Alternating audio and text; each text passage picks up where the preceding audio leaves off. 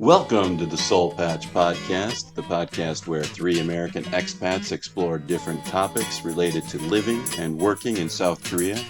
With a combined 50 years of living experience in Asia, there are plenty of stories to tell. So, pop in your AirPods and make yourself comfortable. It's time for the Seoul Patch Podcast. I'm going, as we start the podcast today, I'm going to confess that I'm not actually very well traveled domestically. It's one of my worst traits is I spent 3 years in Thailand and I never went to Angkor Wat in Cambodia. I never went to Ayutthaya, which was like an hour away. I did go to the Grand Palace and saw the reclining Buddha. That was like something you got to check off on the list there, but there's so many things I didn't do. I wasn't like a, temple guy to go, I wasn't curious. I was more like, I just want to live in this crazy city, but I wasn't really necessarily culturally interested. So you never in my did, 20s. you never did the, what do they call that? When I arrived in Bangkok, there was, after my first year in Korea, I kicked off and did a year travel around the world. And I started in Bangkok, and that was like, I think day one, someone was like, you got to do you get like a tuk-tuk, and it was like called like the temple bagging tour. And it was just Yeah. I paid the guy like $20 or something, and I got him for the whole day, and he just drives me. And it's just like, it got to a point somewhere in the afternoon. It was just really hot. I'd seen, I don't know how many temples. Amazing. I've got all my photos and stuff. There's more to go. And the dude's like, he kind of looks at me. He knows this because he's done this probably with plenty of people. He's like, "You're done, aren't you?" I was like, yeah. He's seen the look on you. Well, it's so hot and all that smog. I mean, one I did one of those tuk-tuk ones, and it ended at like a diamond like shop, like a jewelry store. Oh, like it always does. It always jewelry does. Wholesaler. Yeah. And of course I had to buy something for my wife. And she was my girlfriend at the time. Or a clothing store, or like for suits or something. Right. And it'll end up with your it's like a tailored suit that you get to pick up 3 days later. That's cost you like, I don't know, 70, $50 or something, ridiculous. Yeah. But going back to Korea though, coming to Korea, like that's a pretty good example. That's a good segue too. Like a lot of listeners and a lot of people know this kind of drill when you go to countries in East Asia, Southeast Asia that have a lot of tourism. Mm-hmm. There's like a bucket list that you don't even need to look up. When you hit the ground, it's going to be thrown at you. Right. Like it's pretty, like if you went completely blind, didn't look up anything, didn't have a cell phone, and you just dropped your butt in Bangkok, someone would notice that you're a foreigner. They'd be like, go to Koh San Road. I don't know if this is still a thing. This is like, 15 years ago. Koh San Road is still a thing. Yep. Okay. Yeah. But I'm just saying, like, imagine it's like back then, it would just be like, all right, you go to Koh San Road, you got to see the temples. Eventually you're going to take the train down to Suratani. You're going to go into the Gulf. You're going to hang out there. You'll probably go over to Phuket. And like, there's just like this, simple, it's like a laundry list, like a menu of things that you have to do, Yeah. And Bali's the same thing. Like all these places that have a lot of tourism. What about Korea? And I don't mean Seoul, but I mean like Korea in general. Does Korea have that bucket list? What Korea has is, well, it depends on who you meet first. Now, in my case, like when I went to Thailand, I did go see those places in Thailand eventually because I lived there for 3 years. So I went to Go Samui, Go Phangan, Go Tao, Go Sumet, Go Chang. I hit all the islands and I went down south. So I saw my fair share of stuff. And I went to Chiang Mai as well. But in Korea, the first 3 people I met were degenerate alcoholic Hagwon teachers. And so instead of that list of like these kind of beautiful beaches or cultural touchstones that you have to see, it was like, you got to go get hammered in Itaewon, and you got to go get hammered in Hongdae. You got to go get hammered in Sinchon. You got to go get hammered in Gangnam. It was just a list of places where you need to get drunk. And so it's this really like localized entertainment. It was very localized as entertainment. It was all just neon, popular little neon drinking spots where you would go and party and stumble home at, Okay. So, but you've been here for a long time though. You've been in Yeah. Korea for how many years? Oh my God. I came here in 2002. It's going to be 2022 coming up. So I'm coming up on 20 years, but I left for 1 year. So 19 years. Yeah. All right. And I think I'm at 13. Okay. Yeah. I mean, Yeah. that's a healthy dose of But Korea yeah, right it's a good there. chunk of time too. So it's Yeah. 20. The whole like domestic travel thing too. This is something I really, being someone who does like travel, that's me. I like travel. Mhm. Up until just recently with COVID, every weekend I'm on my bike or I take a train, I go somewhere. I've always just liked to get out. And that's one of the things that I love about, at least where we work, we have Fridays off typically. So 3-day weekends, I have banked those with travel. I really don't think there's like this kind of this attitude like you have to do that to make value of your time. Like I don't really buy that. And I've learned it a little bit more during COVID. Like I'm enjoying living in Huam, my little neighborhood here. I love this neighborhood. I've never spent so much time in my own neighborhood. This is the longest I've been in Korea, unbroken. Longest I've been in Seoul, unbroken. Yeah. Ever. And I love it. I love the routines. I love my little community here. So I don't think it's always like a lot of people say, like, try to make you feel bad if you don't crank out all the domestic trips constantly. Well, I rationalized it a little bit differently too. I was like, you know what? I'm not a tourist. I moved to Bangkok to work. I grew up in Minnesota. I grew up in the Twin Cities. I mean, how many like cultural places did I visit in the Twin Cities? I can't think of,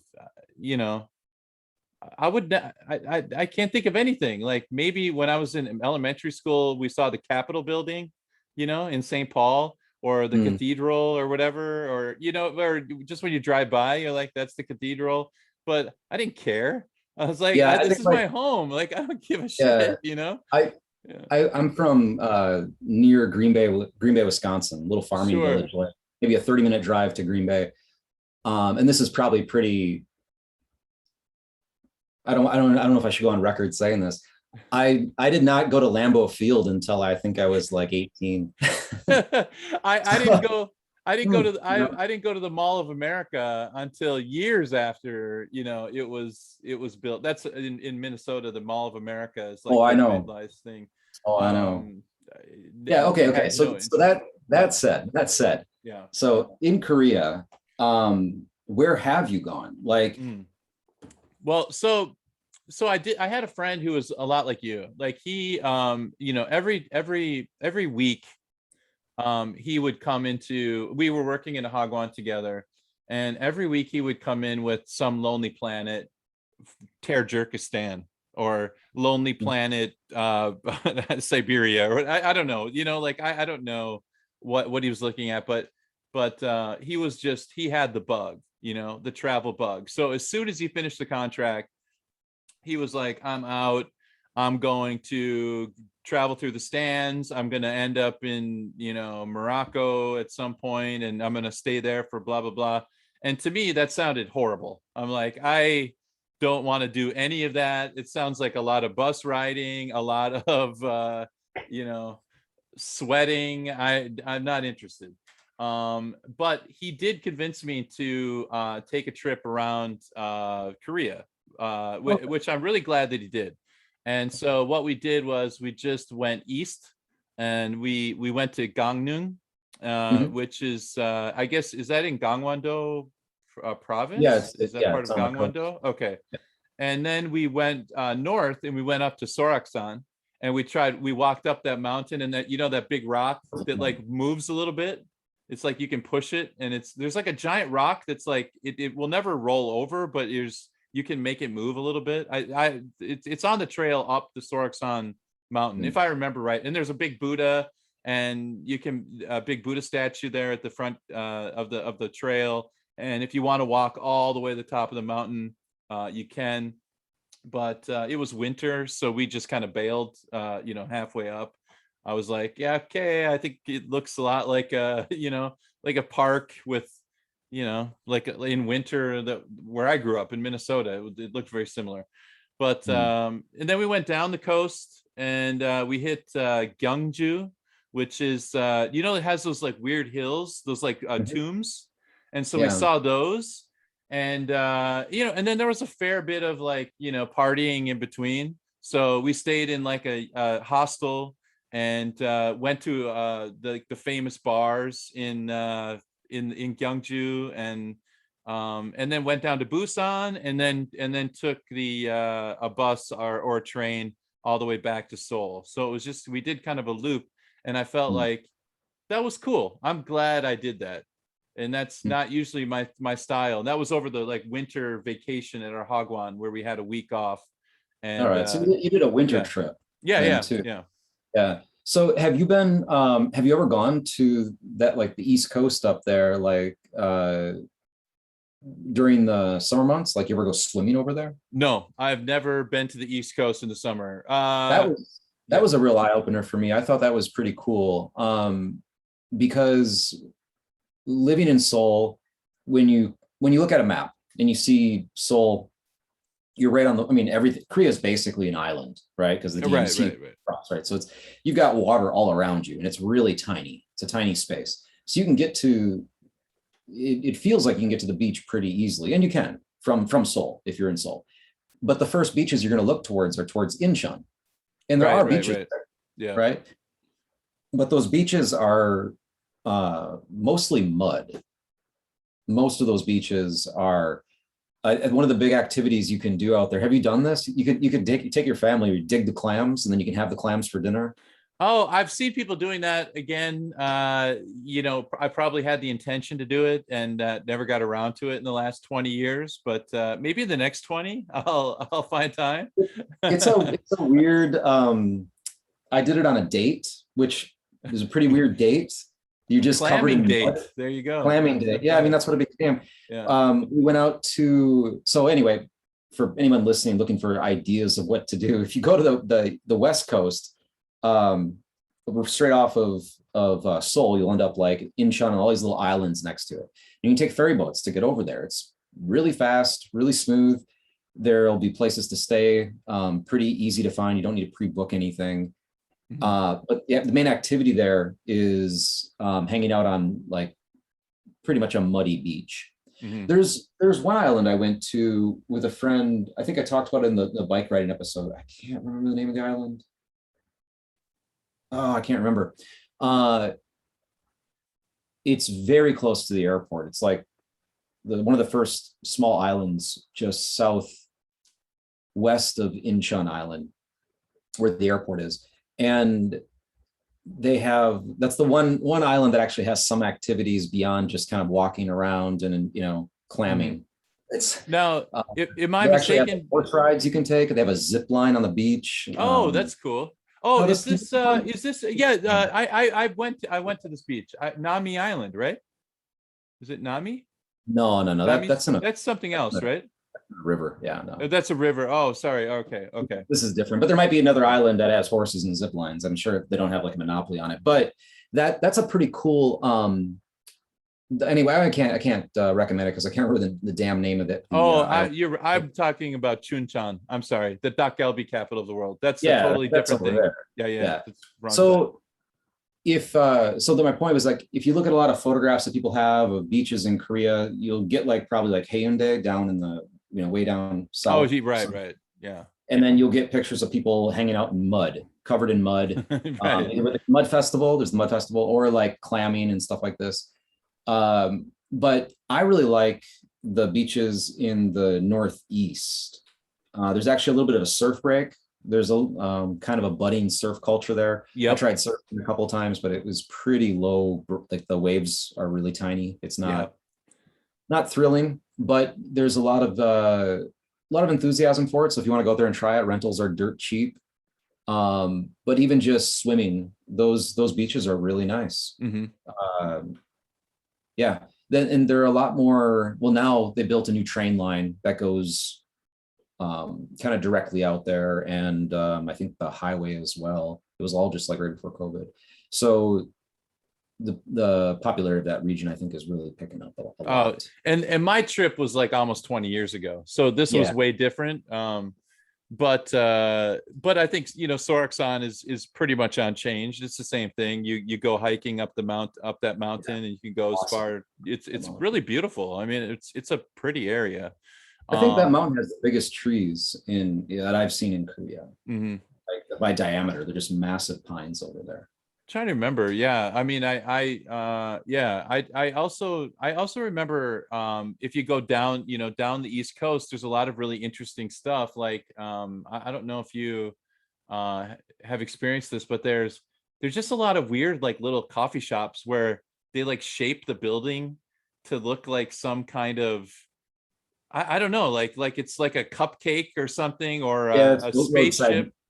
Roadside novelty type joints. Yeah, there's a lot of those like kind of little coffee shop joints, if you just kind of go along the East Coast, and you kind of, so I would recommend to you know, if you're a Hagwon teacher and you've got a week off, just start at Soroksan and just kind of work your way down the East Coast. And it's really pretty, and there's some really interesting things. I think there's an abandoned North Korean submarine that's like beached on one of the beaches there, that you can just like, I don't know if you can go in or inside or whatever, but you can see the submarine there. I don't know if they dismantled it. It might still be there. I'm kind of speaking out of school a little bit, because this is all stuff that I'm recalling from 15 years I don't ago. know. For our podcast and listeners, is like, is this a recommendation? These guys aren't giving us like any locations and stuff. But that's like not really the purpose. I wanted to talk a little bit about how to do these things, because bringing it back to how we started the discussion, talking about being in a place like Thailand, Bangkok, the how to get around is just a no-brainer, because there's so much tourism. Korea doesn't have that. The how is not written on everybody's face, like the how to get places.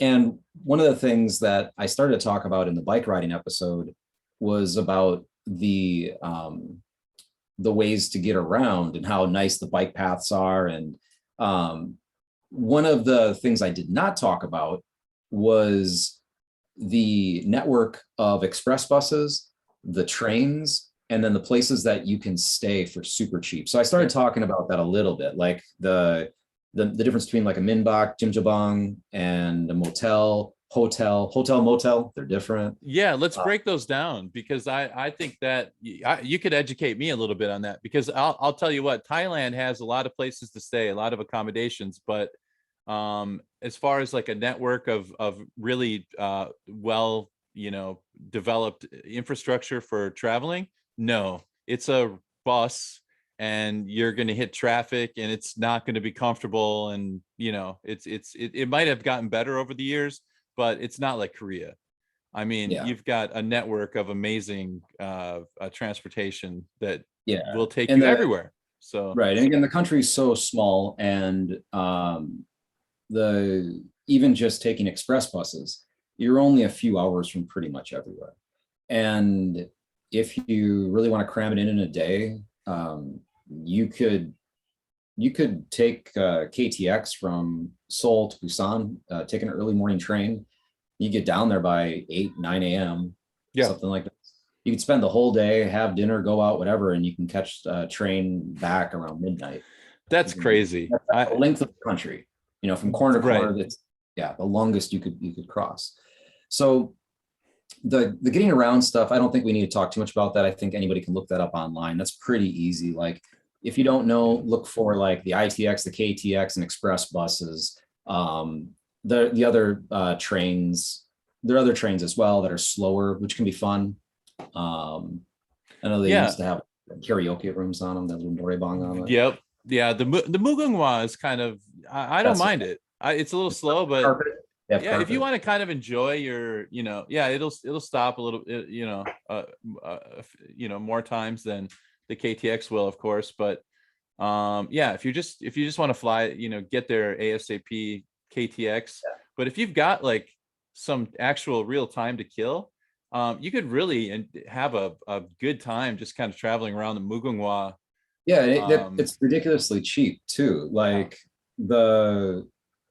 just last week of the podcast, we were talking about cacao, and the cacao app had flights in it. So I was looking at that again. There's one-way flights from Seoul to Busan. They're like 44,000 won, like super, super cheap. KTX ticket, I think I haven't taken it in so long. I don't even know about that. Almost similar. Yeah. So if you want to take, if you want to take the bus or the other trains, you're looking at like maybe $12 or something. I think. I don't know. Last time I checked it. And so anyway, the point is, if you want to get where, and you can be in the middle of nowhere, and you can always call a cab. The cab will take you to the next point where there's going to be a bus. Someone will tell you get on this bus, and it's going to take you back to to Seoul, to the hotel.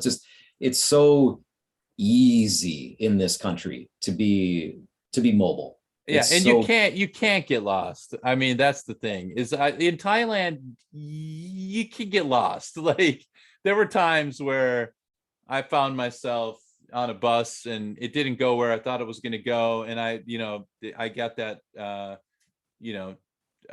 of nervous feeling like, okay, now I'm in an adventure. All right, well, let's see if I can get myself out of this one. But in Korea, I mean, you could just flag down a taxi, take me to the nearest train station, and look at a map, and you'll know exactly where you are, which bus or which train you need to get on, and head wherever you need to go. That is the beautiful thing about it.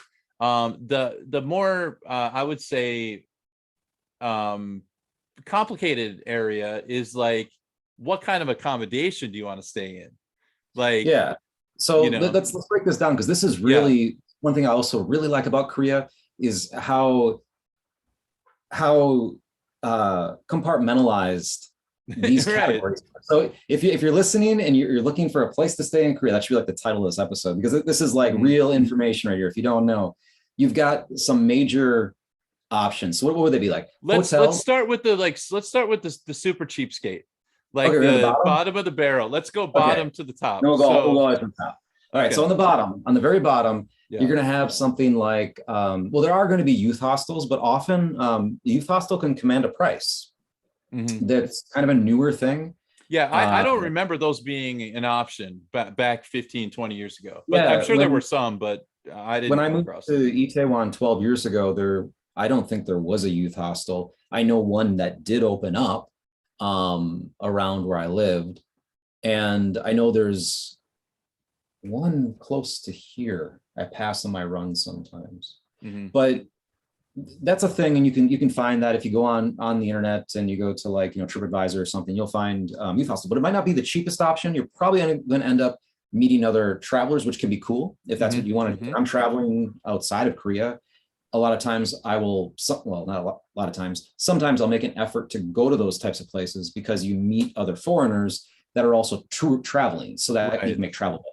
And, so that can be cool. And travelers are by nature usually very open people, so they're very really cool social. To like you don't feel like you don't get that feeling of like being an interloper. You're more of like you kind of create a little group, and that's the let's go for the day, and it's very fleeting. Like you get really close and then forget about them. And I feel like in Korea anyway, with like the hostels, you're kind of like paying for that quality. Okay. So you can go one level down as far as cost for a place to stay. I would say that this we'll talk about where these things are too, because this isn't all the same if you're in a city versus outside of a main city. Right. But there's minbak. So I know I mentioned this in the biking episode. So in the minbak you'll find these more in the countryside. It's basically one room, often about this size, and they give you a couple of blankets. The floor is heated if you're there in the winter, and you just sleep on the floor. It'll have a place to take a shower that has a toilet. But usually these rooms are meant to be shared with like 4 or 5 people. So you're all just crashing the floor. It can be really fun if you're traveling with friends. When I'm by myself, I would sometimes even take this option, because in the countryside they can still be ridiculously cheap. they're oftentimes in the countryside attached to someone's home. So it's kind of like a bed and breakfast, but and they'll make like, a little something for you in the morning for breakfast, usually at a cost, in my experience. But you don't have a bed. It's a bed and breakfast and no bed. You're still on the floor. I believe they call it a yo, if I'm not mistaken, right? Yeah, it's basically a thin mattress kind of thing. And if you put 4 of them together, you probably won't get a sore hip. Right, right, yeah. That's me. Like I have friends that currently choose to sleep on the floor, foreigners that live here. Yeah. I slept on a yo in my house for a while. You get used to it. At first you're right. It digs into your floor, digs into your hip, but eventually your joints or muscles kind of it's like camp. Your tendons kind of harden up and you get used to it. Yeah, and your back, you'll get a really nice flat back. If you have back problems, it's very nice for sorting out your back. So we'll say that's probably the bottom. There's also I've never stayed in one, but you'll see if you read Hangul, which you can learn very quickly on the airplane on your way over here, at least the right. alphabet. You'll see Yogwan written. Mm-hmm. And it's my understanding that those are extremely cheap rooms for people that are like less affluent, like not from like an urban area. You'll see a lot of old people, like where an old farmer would stay if he needs to visit his buddy in the next village or something like this. That's kind of that's where my buddy and I stayed when we were, we were just like poor Hagwon teachers. Yeah, so we got a Yogwan, and you just grab a yo, you put it on the floor. I think I don't know if this speaks well of me or terribly of me, but we as soon as we got there, we realized there was television, and they had back in the day, there before internet and all this sort of stuff was so ubiquitous, internet, television, and streaming. There was, if you're lucky, you get AFKN, the American Forces Korea Network, which is like basically an amalgamation of like all the major television stations in America, like CBS, ABC, NBC, and Fox, and they kind of mesh the most popular shows into one. And I just remember my buddy and I with like a bottle of soju watching America's Next Top Model, like in some strange city on the East Coast. Photograph right there. In the middle of winter. Yeah, it was just, it's funny, like the Yogwan but it's nice. They had a little bathroom on the side, which was just perfect, Yeah, so it sounds almost like the Minbak. I wonder what the difference is. I wonder if Yogwan's just like in the city. The only difference is it was like a hotel instead of attached to a house. It's like a Yogwan, but it's just kind of like maybe 3 stories, and there's just a bunch of rooms, but they're all empty with those mattresses. I was always told just look for the Minbak, but I guess I'm wondering if they're one and the same, just one's like a country, like Roadhouse, and the other one's like in the city. Yeah, this one was more, we were in the country, but we were not in the country. I mean, there was, there were the small buildings and some stuff happening. So, but going back to we should just rank them then. So we were trying to make a rank. So we'll say Yogwan, Minbak, they're on the bottom. So those are like real. Jimjilbang is bottom. Would you say? Yeah, cost wise. So yeah, let's start with Jimjilbang. I was going to put it above because there's some nice. Okay. On average, Jimjilbang is going to be about $10, and we talked about that in a previous episode. So just really quick recap. So Jimjilbang is like a sauna, but there's a group sleeping area. So you'll be sleeping on the floor with like up to 50 or 100 other people. Right. And you're all wearing the same color t-shirts. You're all wearing, they give you a pair of PJs. So it's, you're divided by the sexes for the sauna part. And the sleeping part is co-ed in all the ones I've been to. So it's a lot of people. There's families all snuggled together. It is a really cool cultural experience. You have to do it if you come to visit here because it's just neat. And it's really fun. But as a means of a way to stay, to spend the night when you're traveling around the country, it's excellent because it's $10. and you get a sauna out of the deal. You get a And sauna, you get a shower, you get like, you get a shower, yeah. So you knock the road dust off. And and if you bring earplugs, you should be able to crash. If not, you're gonna hear a lot of snoring, people getting up, walking, stepping over you. So it won't be the smoothest night of sleep of your life, maybe, but it's definitely an option. I've had friends that were not living in Seoul. They were just outside the city, and they would actually have a buddy in Cheonan. He does this often. Whenever he comes up to Seoul, he'll grab a jjimjilbang. Oh, and you can find them everywhere. It's kind of strange, but they're 24 hours. They're everywhere. 24 hours. Yep. Yeah, you get a key in a locker so you can protect your stuff. They'll have little like snacks and things there too. So jjimjilbang we'll put at the bottom because there are, on average, they're dirt cheap. Even in the city. You can pay more. There's some luxury ones. Right. But you don't have to worry about like accidentally going to a luxury one. I mean, most of them are going to be about 10, maybe $15. I think the one my buddy goes to is like 7. Yeah, so that's the find cheaper. Then minbak, then yogwan. Now I just realized that ya in yogwan is what you're saying. The ya. The ya, right? Is the right together. 13 years in Korea. It's all coming together. So we'll find out what the real difference between those two things are. Maybe after the show, I can ask my girlfriend and she will let me know. But those are going to be, again, you don't get a bed. You're sleeping on the floor. That's going to be really budget. And again, I would recommend it because it's cool. It's a cultural experience. It's very Korea. It's very Korean. Yeah.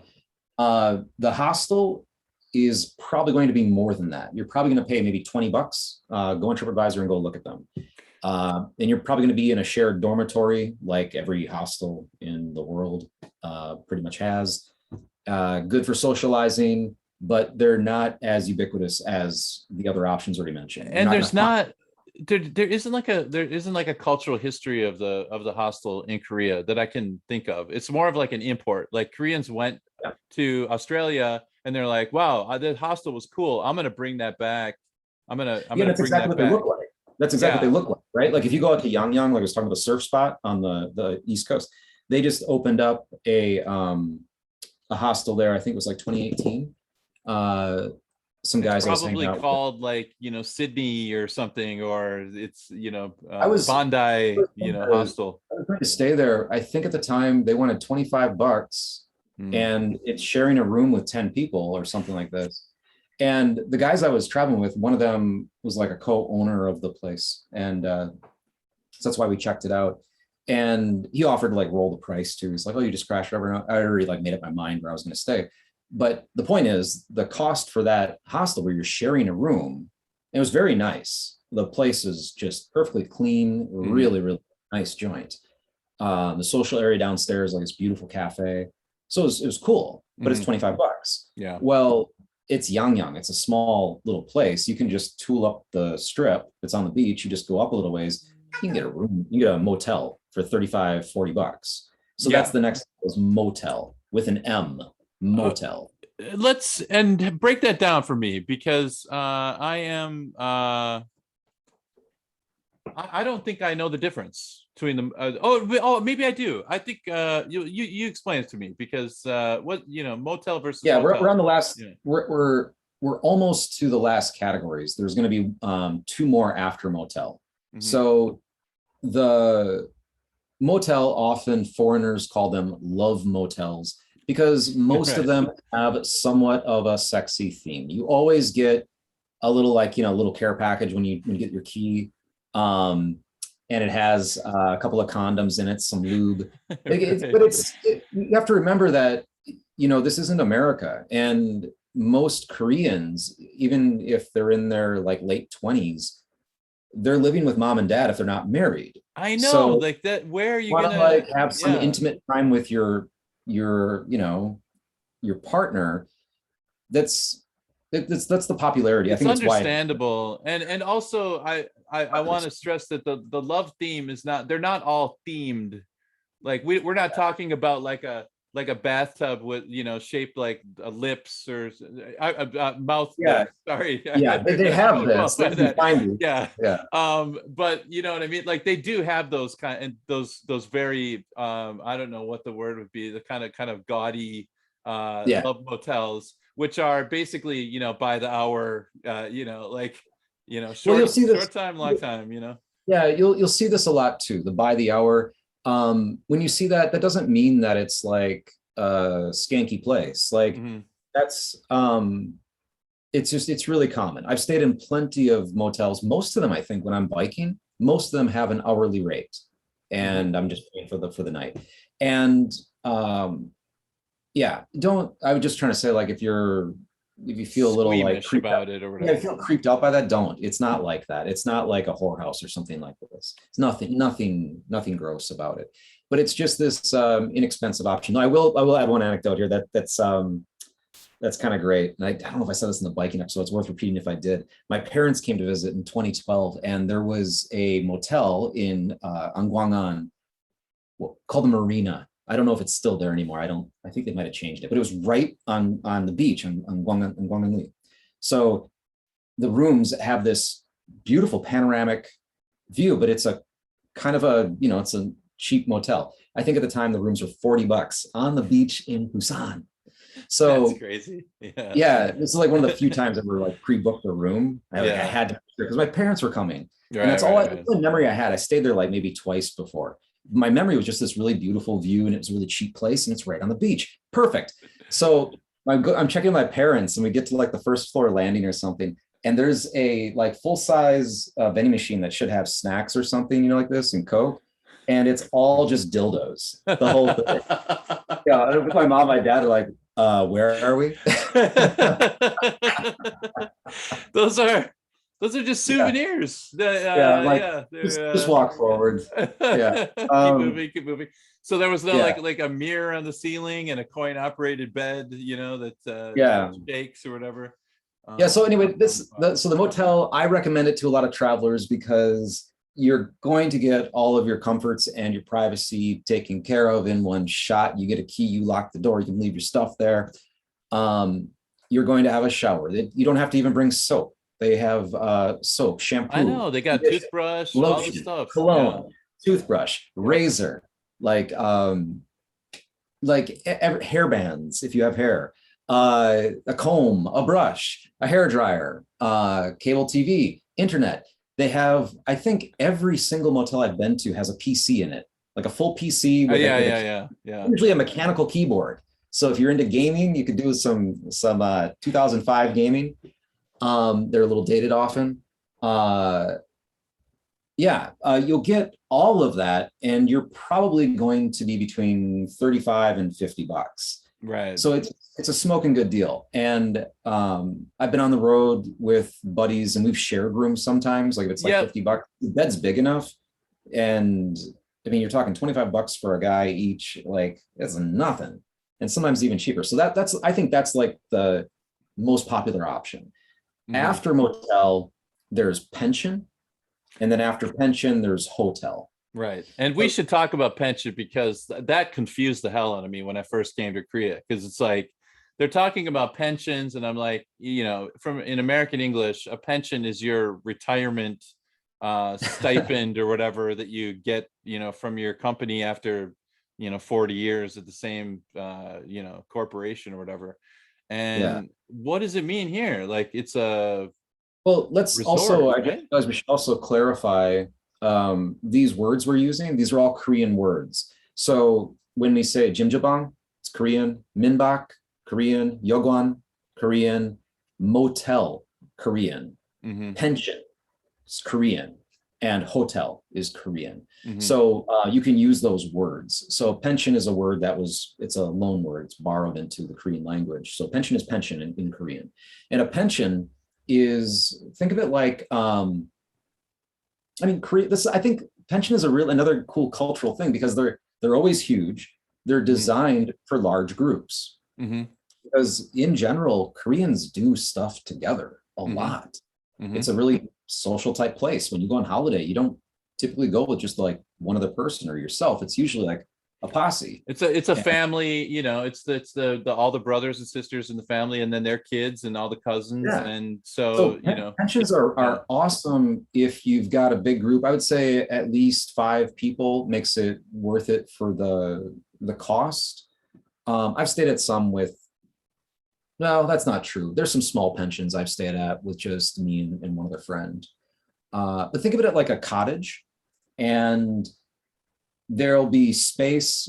Sometimes there'll be a combination, a couple of bedrooms with beds, but then there's also like mats for the floor and stuff like this. But it's enough space that could sleep, 15, 20 people. It could be, but it'll have a kitchen in there. Yeah, full kitchen, refrigerator, and the management there, they will provide for like another like fee, like a grill fee. So what they do is they'll light your grill for you. So, it's think of it's like a cottage, like a little cabin, and there'll be a grill. They'll, for like $20, they'll give you the charcoal, they'll light it, they'll set all the grill up. Plus they'll give you side dishes to go with the main thing. So all you need to bring is, so you don't need to bring your kimchi. You get what they you call get all the the banchan, kimchi, or some side dishes, lettuce and all the banchan, all the side dishes. So all you really need to bring is just the meat, if that's your thing. Whatever your main course is going to be, whatever you're gonna grill. Meat and booze. I mean, that's what people. You bring coolers. One cooler is full of just pork belly, and you don't have to bring it. You don't have to bring it either. The pension, if you ask the owner of the pension, they'd be like, hey, do you have anything for dinner? Like, or if the pensioner would ask you, or you tell them like, hey, I don't have anything, where do I buy the meat? And if the pension's always like, there's a bunch of pensions all together in the mountainside or wherever you are, there's always like that one place that has the meat. So it's like some carniceria down in the corner somewhere, or whatever you want to call it, the butcher shop thing. So you can pick up your meat there and some pitchers of beer, and then all the other trimmings are done for you. Just a quick aside here. This is what's so beautiful about Korea, that I love, is that you don't really need to plan much at all, because they've kind of every sort of like market corner opportunity that you could think of. Like, there's a pension, I'm gonna sell the meat down the street, I'm gonna provide this, I'm going to provide that. And so that you just show up, and you don't have to worry about like, oh my God, we forgot to do the, Walmart run, and now we have to eat the hamburgers without buns or whatever, because we're already so far away.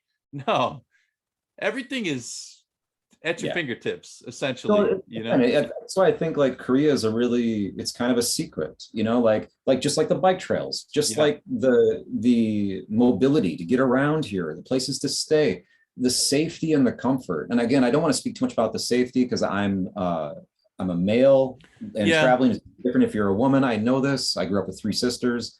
I'm sensitive to it, but I can't identify with that experience. But for myself, in the places I've traveled around the world, Korea is just so easy and safe.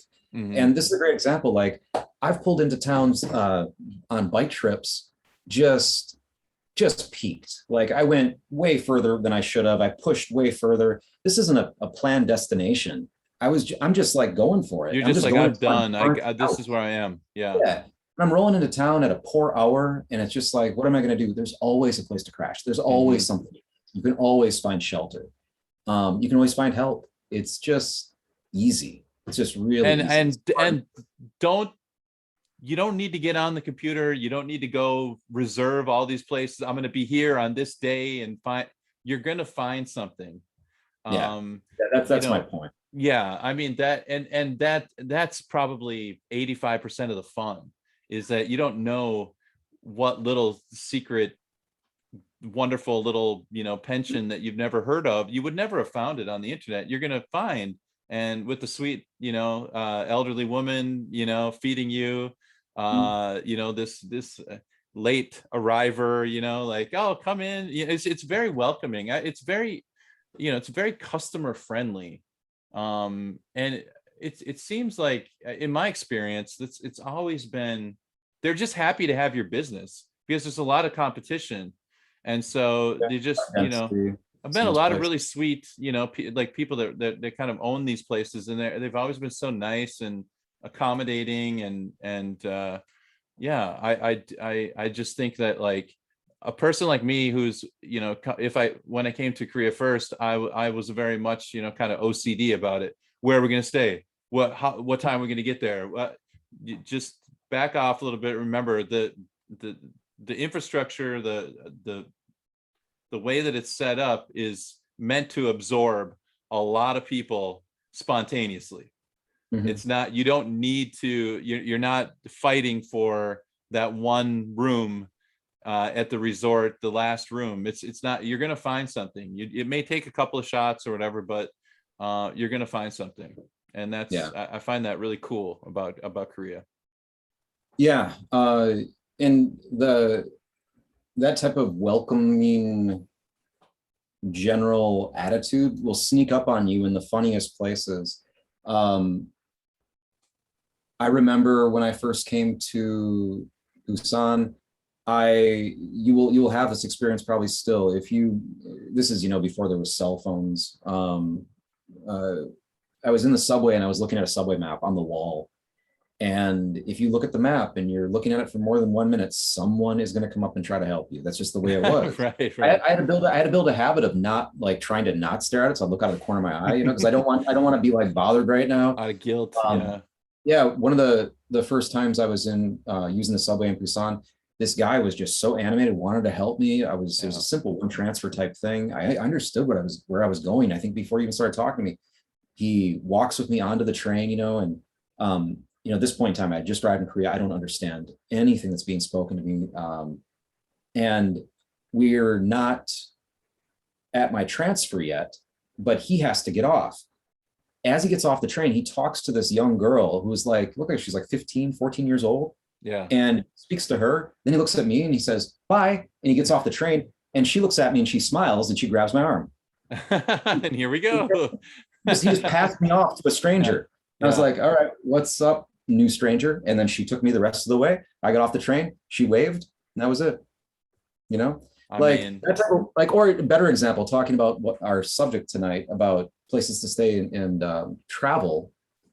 Most rural temples, there's a lot of temples in Korea, like lots. And if you're going into the mountains, you're going to see a few temples. They'll feed you. And it's not always like you see on Instagram. It's not like some big thing, like you're sitting down to have temple food. It's not about taking a class and doing all of this. Mm-hmm. I've been to temples just checking them out on my bicycle on bike trips, and they'll see I'm alone. And one of the monks will just come up to me and be like, hey, come here. And they take me inside and they're like, here's the kitchen, have some food. I've had the monks where they just let me go. Like they bring me into the kitchen. And they just go nuts? Yeah, they did this point. They're just like, yeah, food's here. And they're like, peace out, I'm gone. And I think the last time I took that bonus was on a bike trip with two of my friends. And all they had was ramen noodles and like a big thing of eggs. So we fried up some eggs, made some ramen noodles, did the dishes, and never saw them. Beautiful. He just saw us, directed us into the kitchen, and then he left. He could have robbed the place, whatever. But it's just so welcoming like that. But because I think just like very much ingrained in the DNA of Korea. And again, this is a huge generalization, but they really do want you to like Korea. They want you to be happy. I had a guy. I was a little bit lost, and a guy walked 4 or 5 blocks out of his way to take me to my destination. He wasn't going that way, but he just grabbed my arm and he said, I'm going to take you there. And it's those things are, I love those stories because they really are. It's easy to get negative, to get black pilled, and to get into, bitching about a lot of stuff that, problems you have that with, trying to communicate or work problems or whatever. But I think we forget about those kind of happy situations, those serendipitous events, where it's something, all just works out, and it's one act of kindness leads to something else, to a really cool story. But I think you have to leave some space in your brain to be open to those experiences. Yeah. And I think that's the key, is that you have to, I really do think you have to kind of, it's a mindset, and it's easy to kind of just get right into the, that tunnel vision. Like, I'm going here, I'm staying here, I'm going here, I'm going to see the thing, I'm going to go see the other thing. And I fall into the same trap. But I think in Korea, and that could be a little bit dangerous when you go to Thailand and you're just like freestyling. That I'm not necessarily saying that's a thing you want to do either. But Right. if you're going to do that in a place, Korea is a great place to do that. Yeah. I think, just because of the safety issue, and because of the, like we said, all these different levels that you can, depending on how much money you have, you still have all these great options. So yeah. So, well, going back to the options then, the pension, just one more comment about pensions and why anybody who's new to Korea would consider doing it.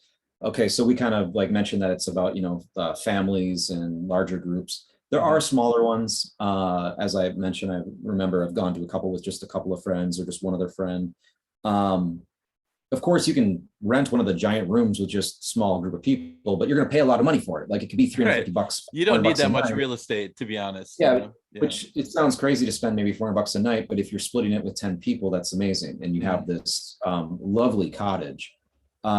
So when I first came to Korea, we did quite a few pension trips with a lot of foreign friends. It was because it was novelty for us, and it was just great. We would go up into the mountains in the wintertime, and you're all snowed in, and there's not much to do. You can play some games, and there's some libations, I am sure, little. Yeah, I mean, it depends. It's all what you want it to be. It doesn't have to be like that, but if you wanted to like throw a rockin' party, you can do that too. Oh, it's another nice thing too. The pensions, they're pretty isolated, right? So even if you're near other pensions, you have like your own little house a lot of the times. Right. You can just crank up the tunes. So if you want to go crazy, playing music, that's a fun place to have a jam. Oh, for sure, man. So that's a look into pensions. And for pensions, you do need to typically you can't just roll up to the door. You got to make a reservation. They're gonna get ready for you. They're gonna prepare it for you. And typical pension will have multiple units, multiple cottages of different sizes, right? So they're gonna find out about you. Who are you? What do you want? Some of them will have activities that are tied to the pension. You can go ride 4-wheelers and dirt bikes, or there's always like. And you can have bonfires, outside, which is just, you're from Wisconsin, I'm from Minnesota. I love that, the smell of a bonfire. It's so much fun. Like it's. In fact, it sounds like a really. I think this winter I might not be able to travel with COVID and everything. That sounds like a really nice pension trip. Just sit around a bonfire. You got to do that, man. That sounds like a great idea. Yeah. So the last category, and then that's the end. The last category is the one everybody knows. Right. Is the hotel. Right. So like, have you stayed in a proper hotel in Korea?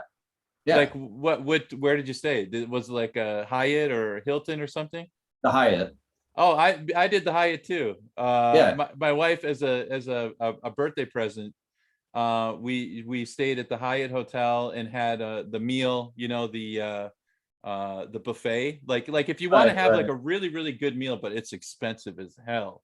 It's like $100 a person. But the buffet, the spread is amazing, and it's at all the big hotels they have these buffets. And I'm trying to remember the Hyatt Hotel. What is the name of that bar where they have live music? It's got like an Irish name. Oh, I don't remember. I can't remember. I just remember I bought 2 drinks. because my wife, it was like my wife's treat, so I was like, oh well, I'll buy the drinks or whatever. One what was it, like I don't know, vodka tonic or something, was $17. Yeah. So I got two, but it was worth doing, buying it just because to tell the story. But I mean, these are for business people. These are businessmen. You're paying a premium, like, so those hotels, like, okay, so from where I'm sitting right now in Huam, there's the Hyatt's right there.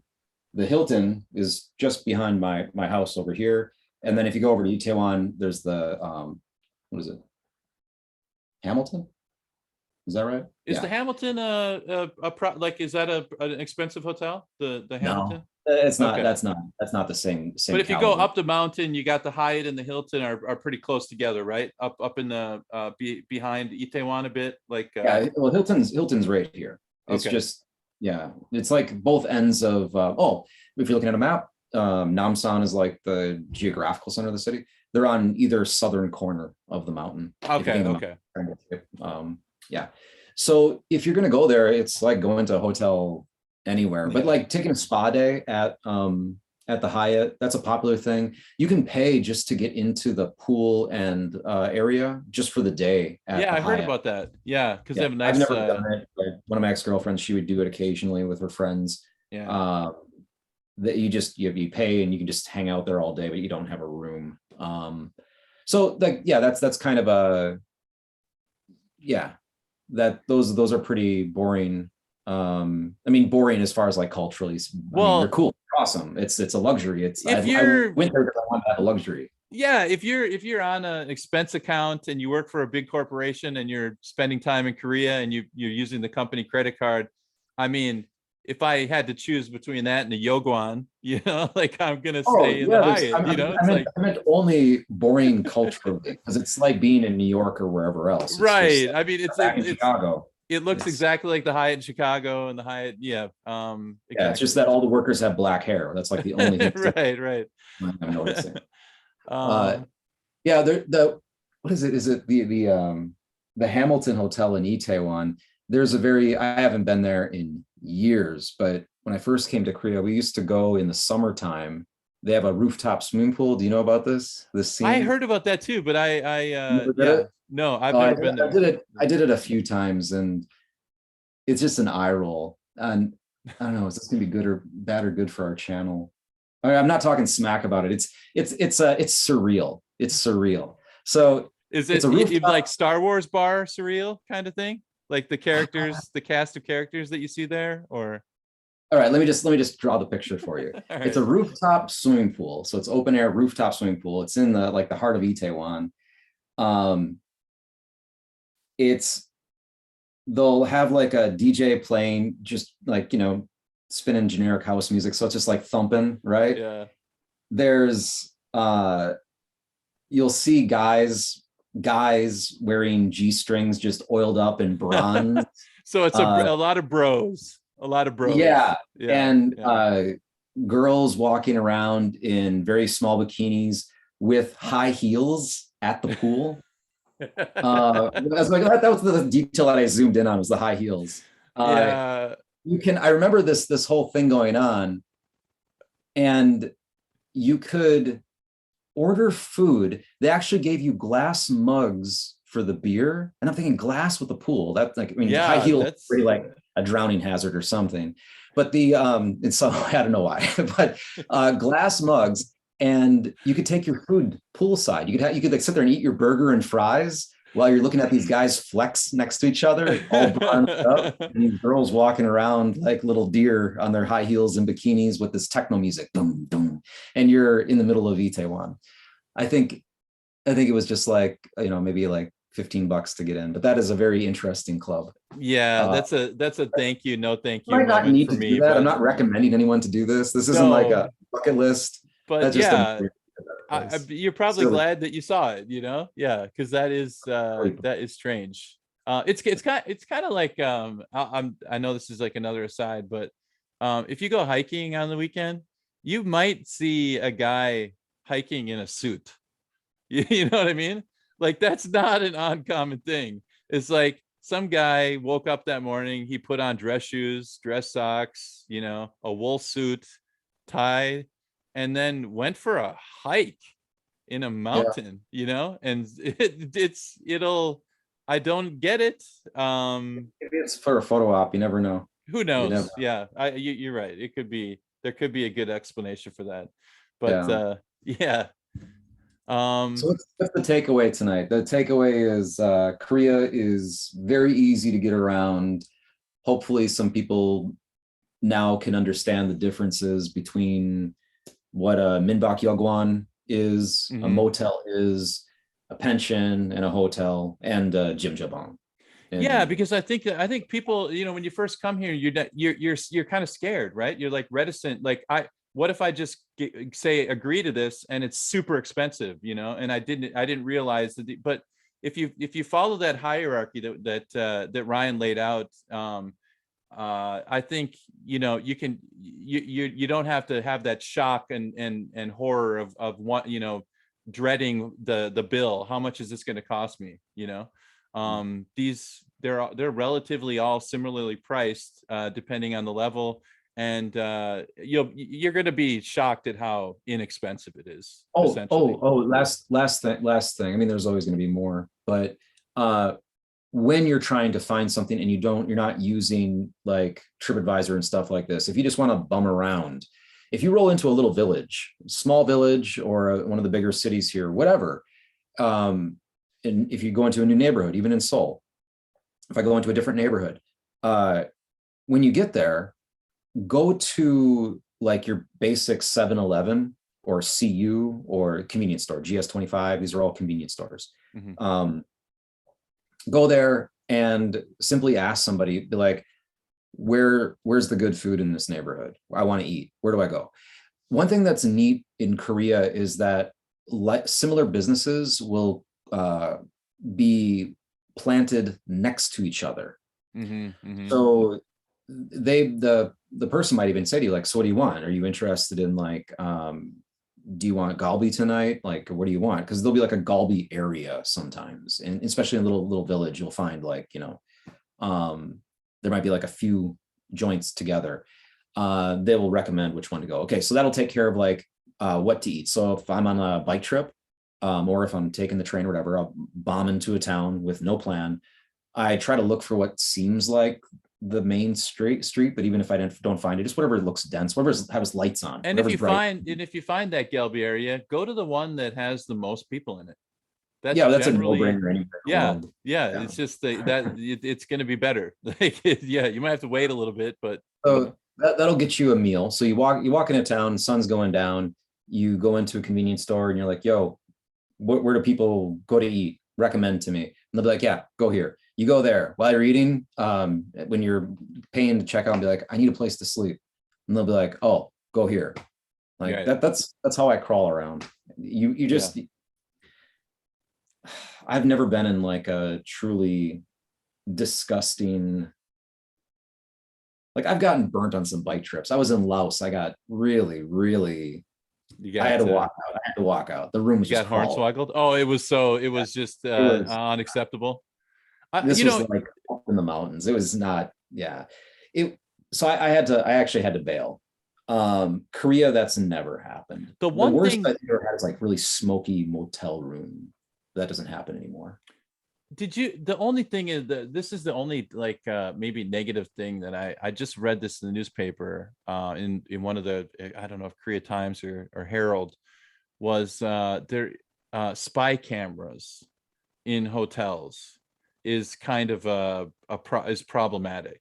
So really? Yeah, especially like but with like illegal recordings that they're putting on the dark web of people who don't know they're being filmed, and so I'd just be wary of that. So do a little, I mean, you're not going to be able to pull out like a metal detector and that kind of stuff, but I did read an article about that. So that was one negative thing that I did read about that is a problem. I don't know how prevalent it is, but it is something that you might want to just keep in mind. Yeah, I mean, like for any room I'm checking into anywhere in the world, I always do a room sweep to like not just for like things like this, but just for general security. Like I check the windows, the doors, everything. I mean, especially if you're traveling by yourself, you got to watch. I mean, even stuff like this, you just never know. It's a dangerous world. Something like this, I don't know. It's about being smart, and common sense, But anyway, I think I hope we helped a couple people. To be honest, man, you were doing the heavy lifting today because I was hoping that Evan would be here and we could, because I think he has a lot of input. Maybe we can pick his brain a little bit and next week or something. It was kind of circumlocucious, like trying to get around the topics of travel and stuff. I don't know. There's so much to talk about. We could probably do like a part 2 even, but I don't know. If people have questions, I mean, obviously love talking about this stuff. Yeah. If you're listening to this podcast and you have questions, just like most people who love a subject, they love giving advice. Like seriously, throw a comment in, I guess. Throw it up on the YouTube channel or send us an email at thesoulpatch@gmail.com. With strangers. I'm a teacher. I do it all the time. So. Me too. I love, if I see something I really like, I'll comment on it and throw in my 2 cents. So we would love feedback from our listeners. And if there's something that we didn't cover that you're interested about, we might have some knowledge about that. So like I said, Ryan, very well traveled domestically and internationally. Kevin has done a lot of traveling as well. So, we can revisit this topic again for our listeners anytime. So, I think I think this is a great place to stop right now. Just let everybody know that you can hit us up. You can download the podcast on Apple Podcasts. And if you've got a minute or so that you can spare, giving us a positive review on Apple will really, really help us out. But you can find us on other platforms: Stitcher, Spotify, Pandora, TuneIn. You can download the podcast and all those platforms. If you want to watch us, you can go to the YouTube channel, which is the Seoul Patch Podcast. Just type that into the search bar, and that'll bring you right to our channel there on YouTube. And you can watch and listen to it right there. And if you want to visit our website, it's www.thesoulpatch.com. And you can get access to basically all that stuff right there in one website. So awesome, man. That was I love this topic. It's I wish I'd have done more traveling in the past, but I got time. I might do it in the future. So who knows? But Ryan, thanks a lot, man, for sharing. I appreciate it. Okay, we'll see you next week. Thanks, everybody. Bye-bye.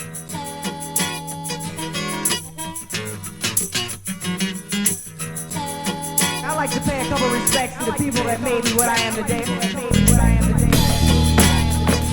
Nothing gear. It's all my love. It's all my love. The quiet man. It's all my love. It's all my love. Dopamine. Jim. It's all my love. It's all my love. It's all my love. The brain. It's all my love. It's all my love. Hey, Bobby. Let the bass go.